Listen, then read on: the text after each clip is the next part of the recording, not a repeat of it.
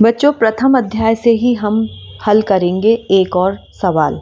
सवाल इस प्रकार है कि एक हीलियम नाभिक व एक प्रोटॉन एक दूसरे से 4.0 गुणित 10 की घात ऋण 15 मीटर की दूरी पर रखे हैं। उनके मध्य प्रतिकर्षण बल की गणना करना है। हमें प्रश्न में दिया है कि एक हीलियम नाभिक है और एक प्रोटॉन है जो कि 4.0 गुणित 10 की घात ऋण 15 मीटर की दूरी पर रखे हैं।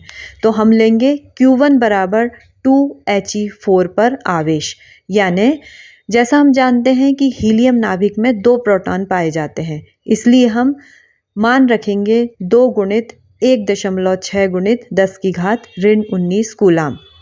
2 गुणित 1.6 होगा 3.2, यानी 3.2 गुणित 10 की घात ऋण 19 कूलाम।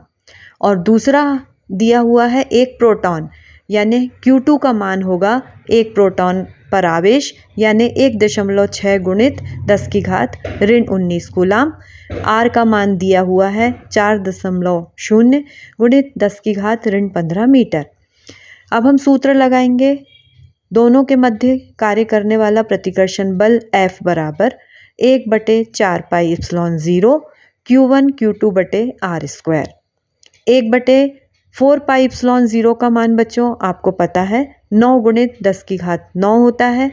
Q1 का मान रखेंगे 3.2 गुणित 10 की घात ऋण 19 और Q2 का मान रखेंगे 1.6 गुणित 10 की घात ऋण 19।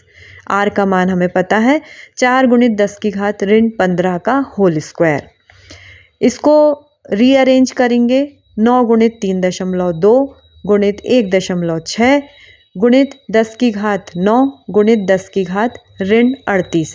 घातांक के नियम से 10 की घात ऋण 19 और ऋण 19 हो जाएगा ऋण 38। इस प्रकार हमें मिलेगा 9 गुणित 3.2 गुणित 1.6 गुणित 10 की घात 9 गुणित 10 की घात ऋण 38 बटे 16 गुणित 10 की घात ऋण 30 और 1.6 का दशमलव हटा के नीचे लिखेंगे 10।